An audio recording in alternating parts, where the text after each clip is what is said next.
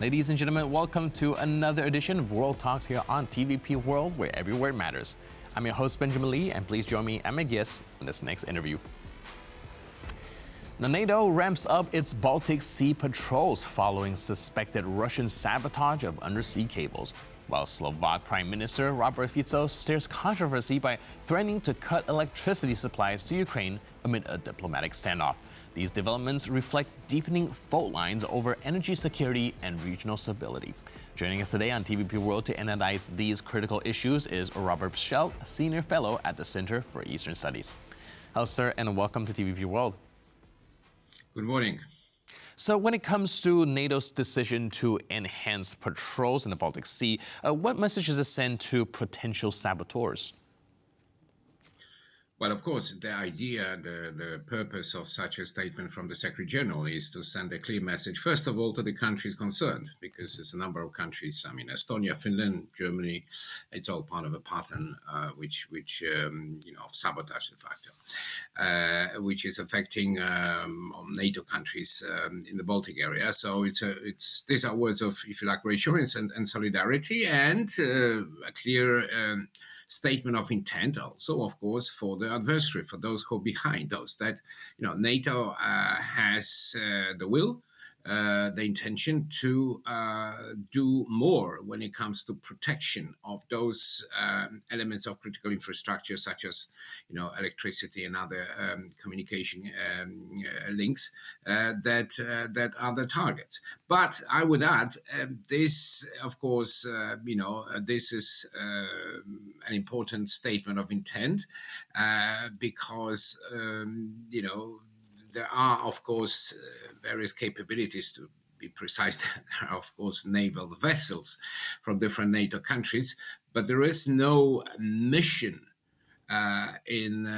similar to those missions that we observe in other parts, like we had in the Mediterranean and so on. And that's something which Polish Prime Minister Tusk has actually asked for or suggested. So I think there is room for certainly doing more, but it should be done quickly. All right, do you think this exposed some sort of vulnerability within a NATO ally and member states? We saw all these kind of sabotaging operations, not just today, but also, as well as in the past. Is there sort of a gap when it comes to the collective security of a region where there's space for these bad faith actors to kind of maneuver in order to cause damage without really escalating to anything substantial? Well, that's why I know that various people criticize this wording, this expression hybrid, but you have to describe the world somehow. And the reason why hybrid attacks and hybrid threats are difficult to deal with, and that's not just because of, it doesn't concern organization or EU or NATO or any institution, it's simply because of their nature, because the idea is to actually be able, I'm talking about the perpetrator, to stay below the radar, so to speak. So not to do things that would be obvious, that may qualify almost immediately as a casus belli, a reason to describe a situation as war situation. So this is something which, of course, creates difficulties for democratic countries, and the sabotage in the Baltic Sea is it's a very good example, because we're talking about international law that democratic countries observe, and that international, specifically the law of the sea, gives a lot of rights to ships operating international waters, but it creates problems for the countries that need to defend themselves from these acts of sabotage and hybrid action. So the international organizations such as NATO and EU, they have to take this into account, but that does not, that should not be an excuse for inaction. So it's a long answer to your question, but I think there are some gaps ensuing from the difficulties associated with this kind of attacks. But I think, as I said earlier, there is room to do much more, much quicker, because we cannot wait, with our actions. Otherwise, the adversary would just feel emboldened to do more. Right, and speaking of creating problems, I would also like to examine the situation with Robert Fico's visit to Vladimir Putin, because a lot is on the line when it comes to energy security, when it comes to countries like Slovakia, Hungary, as well as Moldova, which is perhaps going into a state of emergency right now. Do you think that this kind of the expiration of the Ukraine pipeline transit of Russian gas is going to cause a rift between European Union allies kind of unity? Well, I think yes, one can speak of a route. One can speak of problems that let's call it by the name. I mean, the position of Slovakia of Prime Minister Fico is actually a very selfish position, because he's almost exclusively talking about the problems that the end of the transit of Russian energy through Ukraine would create from Slovakia. Why would it create problems? Because it would deprive Slovakia of some transit and currency money, and it could potentially, of course, create problems for the actual supplies in general.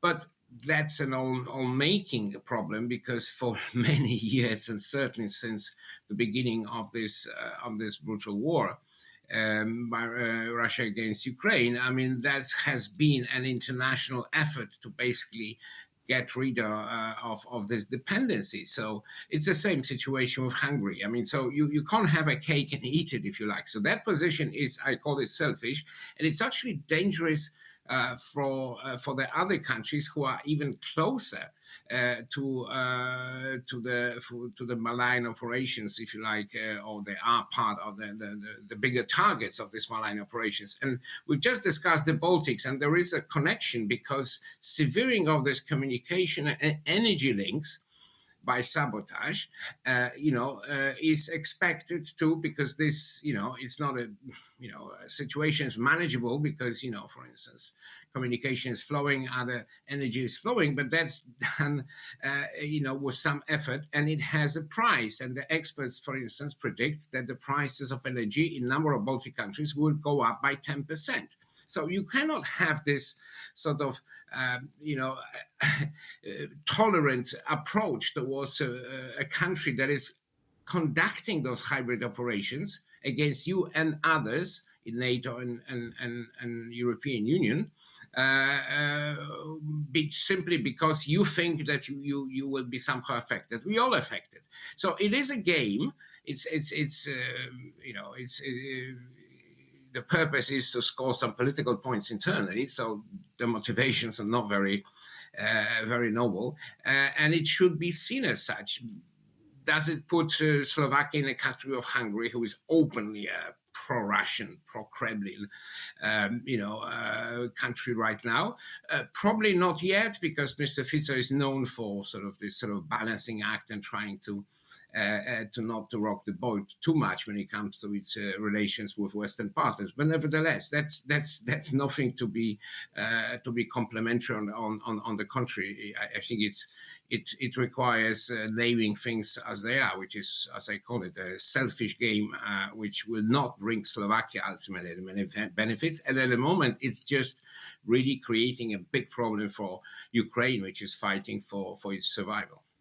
Right, but what about countries like Moldova, which relies even more heavily on Russian gas and might be facing blackouts because of the halt in transit of Russian gas to the country? Now, I believe they have already announced a state of emergency trying to deal with the situation, and the Russians have, of course, excluded the possibility of routing around Ukraine without the use of that pipeline.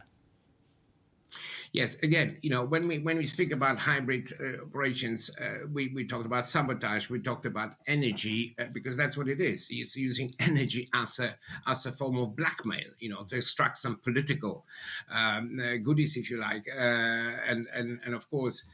When Russia is threatening Moldova under some spurious excuses concerning some unpaid debts, etc. It is only speaking about the Moldova, the government in Chisinau, and it's not speaking about this special part, which is not fully controlled because of the presence, unwanted presence of Russian troops, of Transnistria.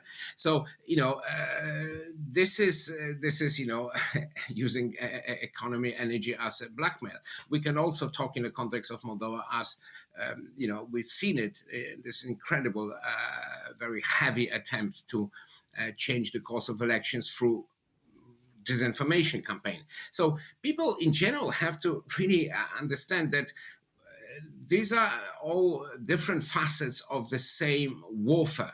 That's the word I think we should use. And whether it's a hybrid warfare or otherwise, it's still a warfare. This clearly shows what the intentions in this case of Moscow are, which is to undermine all countries that are not essentially Russians' allies. And Russians' allies, well, that's Belarus, as you know, and North Korea and so on. So it's most of the countries. So this is what we should expect. And this is not in any sense, whether it's Moldova, whether it's in Georgia, whether it's in Poland or Germany, or Baltic countries, Sweden and so on, this should not come as a surprise. This will go on until we find even more effective ways of actually stemming this threat by pushing back. We in the Center for Eastern Studies have recently written a joint report with some German colleagues from the Center for the Liberal Modell. We presented the results in Berlin, we soon presented in Warsaw. And there are a number of ways in which we can make a difference and in a relatively short period of time to stem these challenges, but it requires one thing, and that's a political will. So let's hope the recent events, whether in Moldova, whether in Georgia, whether in the Baltics, actually result in those concrete actions being taken when Russia will have to pay a very heavy price for those activities. Right. So speaking of political will, we do know, however, why these countries have a heavy incentive to kind of align with Russia, mostly on cheap energy. Is there any way that Western allies can provide any sort of alleviation to these countries for them to transition into a state where they are less dependent on Russia? Or do we have to just kind of hope that these kind of name and shame tactics will be effective to make them stave off Russian gas? Well, if it all came up from out of the blue, I could argue, well, this is perhaps, the range of, if you like, tools is rather limited. But let's again sort of, be honest and look at the full picture, which is that this reassessment of the energy dependence and therefore a concerted efforts, plans, if you like, with specific targets and so on and so on. They have been undergoing, in the European Union as such, right, for many, many months, if not years, especially since 222. So, in other words, it is in the best interests. It's not just naming and shaming. It's perhaps one has to get through, particularly to the electorate in a country like Slovakia, to explain that it is in the interest of Slovakia to actually diversify, not to be dependent. So in other words, trying to kind of maintain energy links with Russia will not bring Slovakia any benefits. The other point I would make, and I alluded to this, Prime Minister Fico, even if one is very critical of his, and as one should be, visiting Moscow and meeting with the war-indicted criminal is unacceptable. I mean, it puts him beyond the pale, to be honest, and he's planning to do it again. Definitely. But at the same time, to see how that turns out. But in the meantime, we are running a little bit out of time. Thank you so much for your input and insight. Really appreciate it, and thanks for being with us on TVP World. Cheers. Thank you. Thank you. And thank you for watching this edition of World Talks. But for more news, update, and commentary, please stay tuned to TVP World.